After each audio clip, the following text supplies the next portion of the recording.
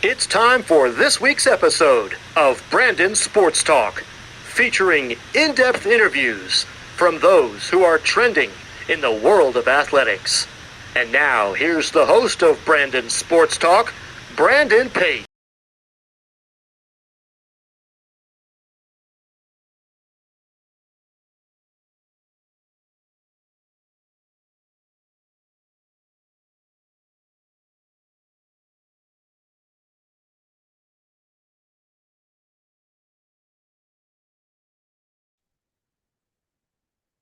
Welcome back to Brandon Sports Talk. In today's episode, I have the privilege to interview the Clarkson Golden Knights head women's lacrosse coach, Coach Ally Burrows. How are you doing today? I'm great, Brandon. Thank you for having me. How are you? I'm doing good. Can you talk about how you knew that you wanted to get started in coaching in college women's lacrosse? Yeah, so I don't think I ever really knew. I think growing up, I was never someone that was super set on one thing. I played collegiate lacrosse Division II at IUP, that's Indiana University of Pennsylvania. When my 4 years was up, I was just like, I can't say goodbye. I don't have I can't see myself not playing. I can't see myself not having a life with lacrosse. So my coach, Brenna Gallagher, she's still the coach there. She encouraged me to be a graduate assistant. That's like a good chance to get kind of the best of both worlds. You're still going to be a student, and you're going to be able to try out coaching, and kind of dive right into that. So immediately after graduating in 2019, I came to Clarkson. It was closer to home for me than my undergrad, actually. So that was kind of nice. I was a GA here for 3 years, and during that time, it kind of just came to me like I don't really see myself doing something else. So I never really had it set, but once I got into it, I just knew like this is where I wanted to be. What was that experience like for you going to play for IUP and getting to put on that jersey and represent them? Yeah, it was surreal. I mean, IUP had a really great environment for athletics. We were all very encouraging. The sports had a lot of camaraderie. You would walk around and see the other athletes and just we were really supportive. So I really liked doing that. Being able to play D2 was huge. That was something I was looking for to balance between Division 3 and Division 1. Had plenty of opportunity. We got to play some cool schools from down south. Got to play some really good competition. So, I mean, I wouldn't have changed it for the world. It was just really unique and it was everything I had wanted. What were some of your playing accomplishments? Yeah, so my first year, right off the bat, I was lucky enough to get a PSAC Freshman of the Year for my conference. That was not something I was expecting, but was super happy to see that. Through my years, I was all league 3 times. I was all region 3 times. I got to be a team captain, which was really awesome. It was a huge honor. And I guess my biggest one is being an All-American, after my time, my senior year. And I left IUP as the leading goal scorer. So all of that was really cool. That was definitely something when I was getting recruited, I wanted to be somewhere where I could make an impact. So being able to get those accolades definitely attested to that. I was happy to be able to leave my mark somewhere. How was that transition like for you from leaving IUP as a player and getting into being a grad assistant and coming to Clark's? Yeah, it was definitely different. I wasn't sure what to expect as a coach. I think for a little bit I had a little bit of imposter syndrome. I just kind of felt like a injured reserved or someone watching. Because as a player, I think I was vocal and I was critiquing and helping my teammates. So, um, I think that like IQ definitely translated well, and I had a good head on my shoulders there. But it took a little to be like, okay, you're done playing. You're just a coach now. But I think it definitely prepared me being able to play and then immediately go coach. I didn't have a break. I didn't have to like catch up from anything. And especially with our sport, it's ever changing. Every year there's new rules. I was able to play through some of those big changes. So that really had me ready as a coach because I had gone through free movement. I had gone through self starts. So I kind of knew what they were feeling like and knew how to coach that way. So I definitely think my age and coming into coaching right after playing helped me just be prepared. I could see their point of view. I could put myself in their footsteps and kind of relate to them on that level. What was your experience like being a grad assistant, and what did you learn as a grad assistant to then help you to make that jump to become a head coach? Yeah, so I definitely had an interesting graduate experience because the first year was COVID year. So through fall, it was a good chance I was trying to transition. And then once season started, we got 4 games in. And I was like, oh, wow, this is what it's going to be like. And then just like that, the NCAA shut everything down. So that was pretty harsh. I kind of felt like that first year, like I didn't get to see a full season through. So that was a little disappointing. And then my second year, I came back and it was kind of a half COVID year, half not. We had, for us in the Liberty League, we had a modified season, so we only played half of our opponents. So again, I felt like I wasn't really getting that full experience, which made me return for a third year. I thought, I'll see a full normal year and kind of assess from there. And that year was really fulfilling. I got to see every opponent that year. I got to go through the full year in the life and kind of understand. In terms of learning everything top to bottom. I worked under Ben Gable. He was phenomenal at teaching me and mentoring me. He was very inclusive with me. And made sure I got to see every process because he saw a lot of potential in me. He wanted me to get into coaching and he thought like this was a great opportunity to teach me, obviously. So things like recruiting, administrative stuff like budgeting, planning. We always practice plan together. I always had a voice, taught me game planning, some on-field strategy, scouting reports, everything really top to bottom I got experience with because of him. So that was really, really beneficial. And that was really what showed me like, okay, I can see myself in a coaching role forever. How was that feeling like for you to get announced to become the next head coach for the women's lacrosse for Clarkson? Yeah, that was really, I mean, it was really rewarding. I had put in a few years as an assistant and really got to know the girls. So when it was announced, I couldn't have seen it anywhere else. It was always going to be Clarkson if it were anywhere. I just really felt at home after being the graduate assistant. So really rewarding. I was just really grateful. That was a day filled with support and the players congratulating me and telling me they were excited. Like it was unreal. It's inexplainable. It just felt very, very fulfilling. Of course, for you, what did it mean to be so young and become a head coach for the first time in your coaching career?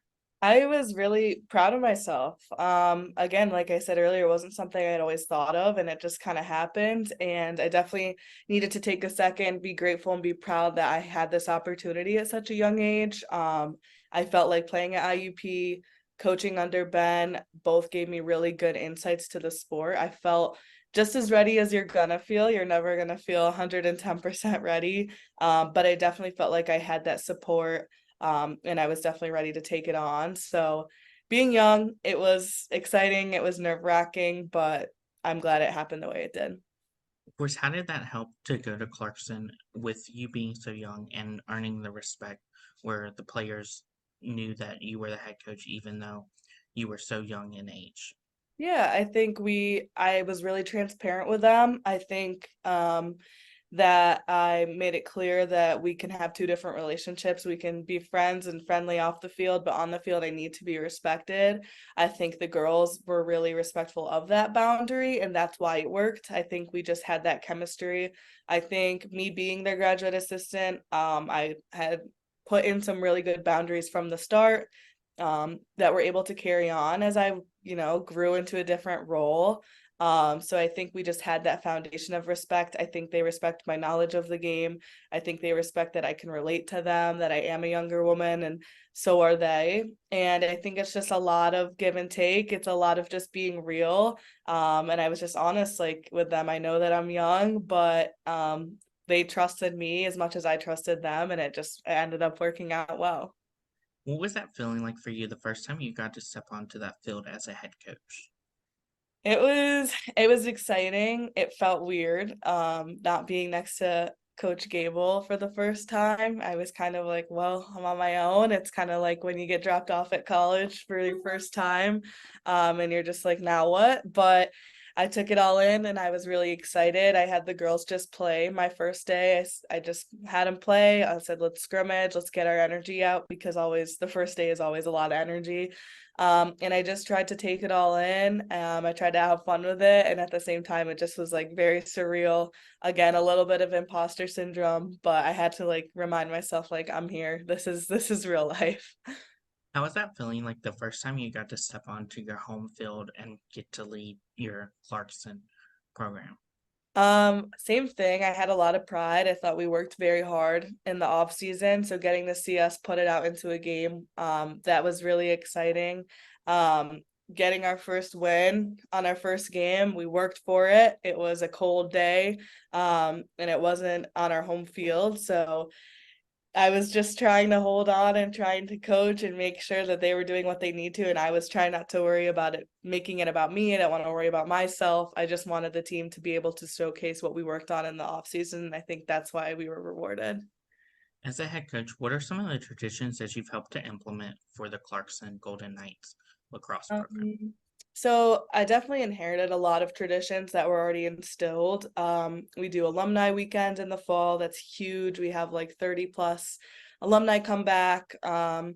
We do a lot of like pregame rituals. So there's already some things that are set. So kind of just looking to continue those, and make sure that we're not losing our sense of culture, making sure we know where we came from.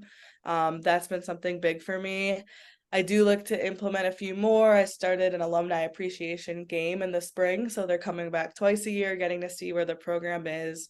And we also did a Morgan's Message game. So for lacrosse, that's a mental health awareness game. And I think that was something really important to the team and to I. And I think that's something we definitely want to continue growing and going off of that. Of course, what is that home game atmosphere like when teams come to your home facility? It's energetic. It's intimate. I think our field is, we don't have a huge stadium, so you can see the crowd, you know who's there, you know what teams are supporting. You can see the soccer girls, you can hear them yelling, you know who it is. I like that intimacy that we have here at Clarkson. Maybe it's part of the small school feel, but you definitely like, you have that energy, you come right out of the locker room onto the field. It's way better than getting off of us. It's really exciting. And I definitely don't think we take it for granted any chance we can play at home. For Clarkson, where we're located, when we travel, we go through mountains. We get, shaken up on the bus. So it's definitely way more comfortable to be at home and to be able to see our fans and our family right there in the stands for us. What does a typical game day look like for you as a head coach versus for your players? Um, So I think as a coach, I'm way more nervous than I was as a player on game days. It's kind of indescribable. I think a little bit of it is when I was a player, I had more control, and as a coach, like I can't go on the field and I can't score, I can't do things for them. So my mornings are a lot of just making sure everything's set, making sure I have the scouting report correct, making sure I have my lineup set, the plays I want to run. It's a lot of just like triple, quadruple checking, making sure I'm good, controlling what I can, getting some dunk in, something, fuel the mind and soul a little bit. I think for the girls, depends on their class schedule. Some of them will go be an engineer for a few hours and then they be a lacrosse player later in the day.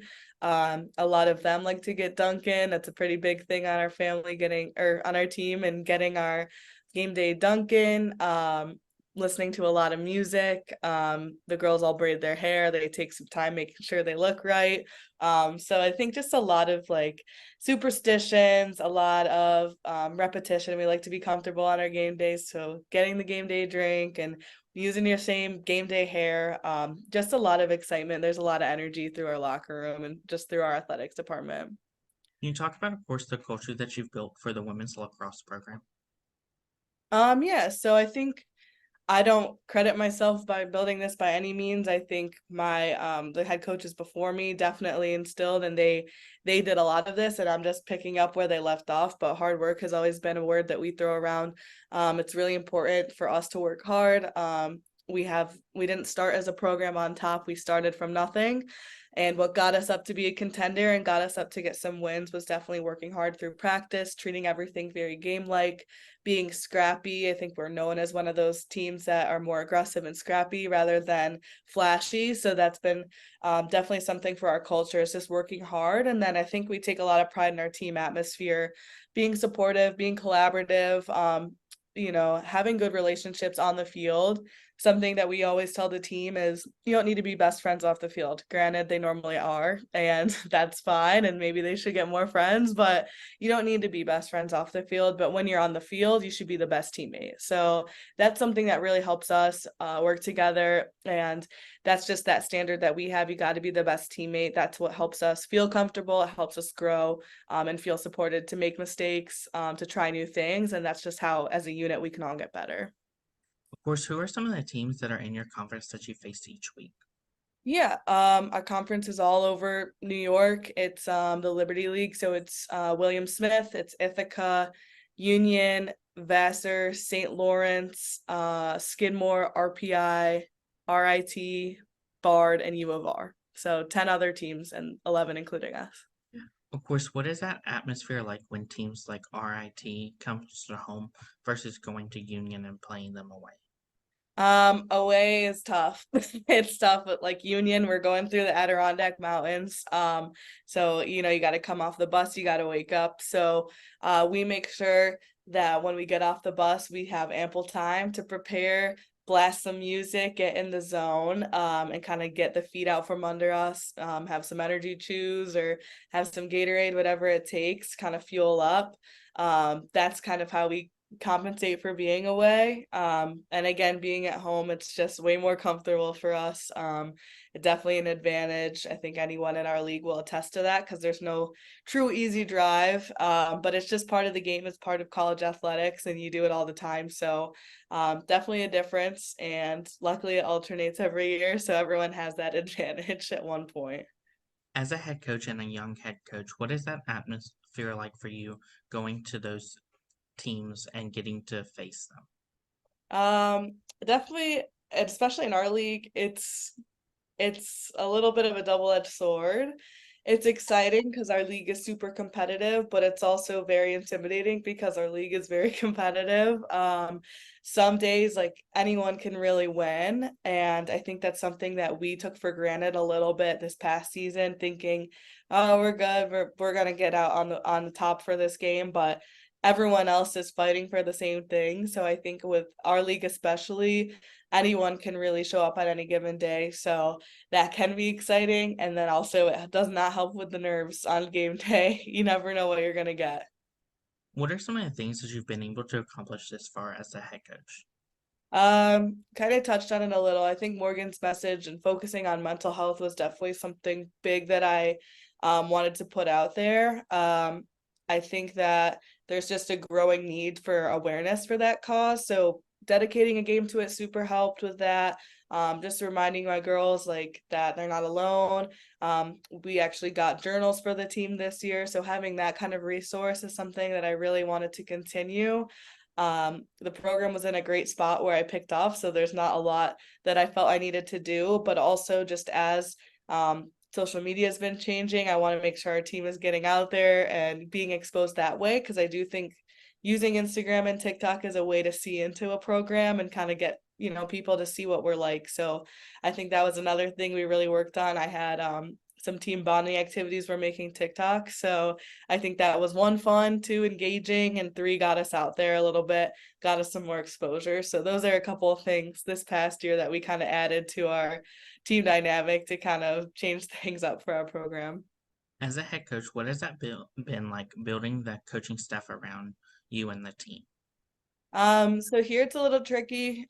We only get a graduate assistant, and since I was one, I can definitely help recruit them and I can tell them what it's going to be like. I was just in their shoes. This past season, we had an in-house graduate assistant. So we had someone who played here and then she got her MBA while she was coaching. That was a really smooth transition. Her name was Natalie. I definitely could not have done it without her, my first year as coach. I'm really excited this year, our new graduate assistant. Her name is Georgia. She's coming from Maryland. She was a D2 goalie.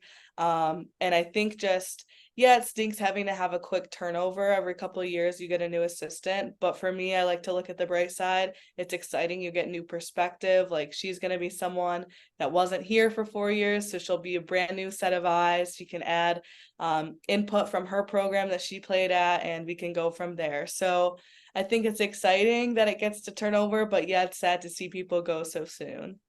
What does that recruitment process look like for those prospective student athletes looking to play collegiate lacrosse?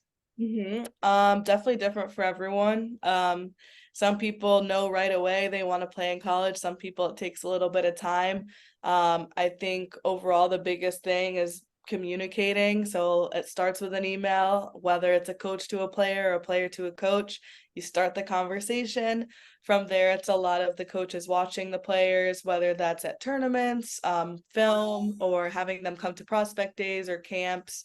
That's kind of that next step, and seeing, okay, can I see them here? Are they going to fit in well? Are they going to bring something to our team? Is it a good fit? And then kind of from there, it's getting on campus, seeing what it's like. Can you call this a home? And then from there, you kind of just develop that relationship more, answer questions you need, you go through the application process. But again, it can be different for anyone. It can be as long as a year or two. It can be as short as a few months. Totally depends. There's plenty of ways to get to play collegiate as long as you take advantage of your opportunities and you put the work in. As a head coach, what do you see in those prospective student athletes when out on the road out recruiting them? Yeah, so for me, I like to look for things um that I can't teach. I know it sounds weird, but if someone maybe they don't have the best stick, but they have a really good mentality, they're always trying to get the ball, they're always playing aggressive, they're always making a difference. But maybe their stick isn't great. I like that player. I can teach you how to catch. I can teach you how to pick up a ground ball better. But I can't teach hard work. I can't teach that grit. So I really look for game changers in that sense. People who I'm going to notice. I don't want to see people who blend. I want to see people who take risks, whether they're doing it perfectly or imperfectly. We can go from there. I just need to see that want. I want to see that drive internally, and then we can focus on the lacrosse stuff. What does that official visit look like at Clarkson coming for the women's lacrosse program? Yeah, so the official visit normally is after an unofficial. So the unofficial is where you get a tour, it's where you meet with admissions, it's where you get to see lacrosse facilities and talk to me. The official visit is more so like you're gonna go pretend to be a Clarkson women's lacrosse player for a day. So you would meet at my office, I would get your hosts, which are normally freshmen. They would pick you up and they would pretty much bring you around their day. You get to go to class, you get to eat on campus, hang out with them and their friends, maybe come watch practice, maybe go watch a hockey game or another game on campus. But I'm not around. It's you. You're living your life with the team, and trying to see what it would be like if you were to come here. As a head coach, what is that feeling like getting to see those freshmen put on that Clarkson uniform for the first time? It's special.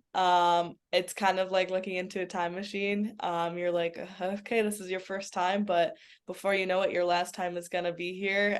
So it's kind of just taking that moment, and really capturing everything and making sure we're not taking it for granted. I definitely think it's super special.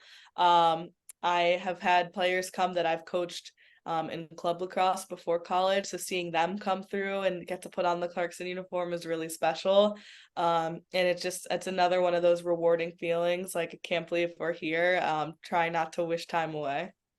Of course, what is that feeling like seeing those seniors putting on that uniform representing Clarkson for the last time? Yeah, that is sad. You never want to see them go. It's a combination, it's bittersweet combination of being sad, but you're proud. Like, they've made it far. This past year's graduating class were freshmen when I came in here. So seeing them especially, it was like, I can't believe we've spent 4 years together. I'm really proud of their accomplishments, but hate to see them go. It's just like an immense amount of pride. Um, and just kind of taking it all in, trying not to think about them having to leave, but just being grateful to have had them and to have their impact through their 4 years. What is that like as a head coach to get to see those players go on and play in professional lacrosse, whether it's Athletes Unlimited or the U.S. national team to go one day to the Olympics? I think that it's awesome to see those opportunities arising. I think that it's been a long time coming. I know you always hear like lacrosse is one of the fastest growing sports. So I think that's a good start. I think every year we've tried to make it better and better. Definitely want to see it continue to grow. I think it would be like if I'm watching the Olympics and I see lacrosse, that's going to be a crazy feeling inside. Like I definitely love to see it. I just think that we need more exposure in our sport, and I want to see it continue to grow. I think it's exciting. I think they try to switch up the format to make those opportunities, whether it's sixes or athletes unlimited. I think that's definitely a really cool experience. As a head coach, what is it like seeing your players go on and getting into the coaching world after playing?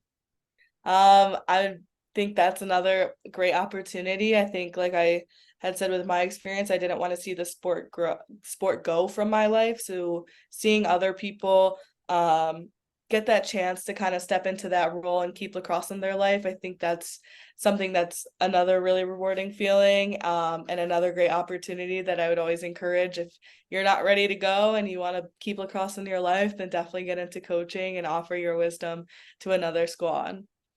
What are some of your future plans for the Clarkson Golden Knights women's lacrosse program moving forward? Um, I'm definitely going to be open to any opportunities. I want to continue to build success. I think getting some consistency back is something I really want to see. After COVID, things have always felt a little shaky, and now we're kind of getting back into like normal life. So I definitely want to see more consistency. I want us to continue to be able to build success and to compete. Like I said, our league is so competitive. So just making sure we're not taking our opportunities for granted. I want to make sure that we are treating every game like it's important and having the right mindset there. Being a young coach, what would you tell your younger self looking back on your career so far as a head coach? Ooh. I definitely think that I just need to be a little more gracious with myself, a little bit more forgiving. I think I have very high standards. I always have, whether I'm a player or a coach. So just reminding myself, like, take a breath. It's your first time going through it. Don't be too hard on yourself. Don't have unrealistic standards. Be a little bit more forgiving and just kind of be your own cheerleader there. What advice would you give those incoming freshmen entering their first year of college lacrosse? I would say be open. Don't expect anything. I think that a lot of freshmen come in and they might have been the best player on their high school team, but that's not how it's going to be in college. Everyone else was the same there. So making sure you're um, not too hard on yourself, open to listening from coaches, listen to advice from upperclassmen, and then just putting your nose down and working hard. Like you can't argue hard work. You want to make it undoubtedly that you belong on that field and making sure that your presence is known. So putting your head down, working hard, putting in extra work, that's a great foundation to start your collegiate career off of. What advice would you give those college lacrosse players out there looking to play professional lacrosse after their playing career in college, whether it's Athletes Unlimited or the US route? I would just say, there are limited opportunities at this point, so don't be thinking about that. I think don't go chasing anything specific. I think that those opportunities will come to you if you're working hard, take it day by day, make the most of every opportunity, stay true to yourself, work hard for you, and some of those opportunities will be rewarded. I don't think that some of those, like Taylor Moreno just won Athletes Unlimited second year in a row. I don't think when she was younger that was her goal. It didn't even exist then. So I think she worked hard for herself. She worked hard for her team collegiately, and I think she's been rewarded just by putting in that time. What advice would you give those college players out there looking to get into college coaching like you have? I just think be open opportunities. Don't be shut off to any schools. Get as much experience as you can. Learning from different people, whether you like what they do or don't like what you do, is going to help you form what you like. And just be in it for the right reasons. Coaching lacrosse, believe it or not, is not the most high paying job in the country. So making sure you're there because you're passionate, making sure you're there because you have a reason and you want to make people better. That's what's going to bring those really good opportunities to you. It's going to help drive your success. What advice would you give those assistant coaches out there looking to one day become head coaches? I think similar, like be passionate about what you're doing, be open and be real with yourself, know your strengths, know your weaknesses, and work with that. You don't need to be too critical of yourself. I think the rest will come. But just trying to be true to you, stand your ground on what you believe in, and keep your passion. What advice would you give those young coaches out there looking to become head coaches just like how you have? Just trusting the process. Don't expect anything right away. I think your time will come, whether it's sooner or later. Continue to learn, always be a student of the game, always develop your skill set and everything. I continue to play, I continue to watch lacrosse. I think both of it makes me better every day. So just making sure you're still putting in that time. Like, don't be happy with where you're at. That's great advice. Where can my listeners find you out on social media along with the Clarkson Golden Knights women's lacrosse program? So Clarkson Women's Lacrosse on Instagram is huge. That's the social media where you can see a little bit about me and the team. And then we also have a TikTok. It's Clarkson Women's Lacrosse. I think it's CUW Lax. I make TikToks on that, and so does the team. So I think those are both really good outlets to kind of see what we're up to and see what's going on our end. Thank you again, Coach Ally Burrows, for your interview and best luck in your future as the head women's lacrosse coach for Clarkson Golden Knights. Thank you so much. Thanks for having me, Brandon. Thank you. You can find Brandon Sports Talk on Instagram at Brandon Sports Talk, Twitter at Talk_Brandon, and you can find me on YouTube at Brandon Sports Talk. Don't forget to like, comment, and subscribe. Thank you again, Coach Ally Burrows, for your interview and best luck in your future. Thank you. You've been watching Brandon Sports Talk. Please feel free to like, share, and subscribe to Brandon Sports Talk on social media and on YouTube.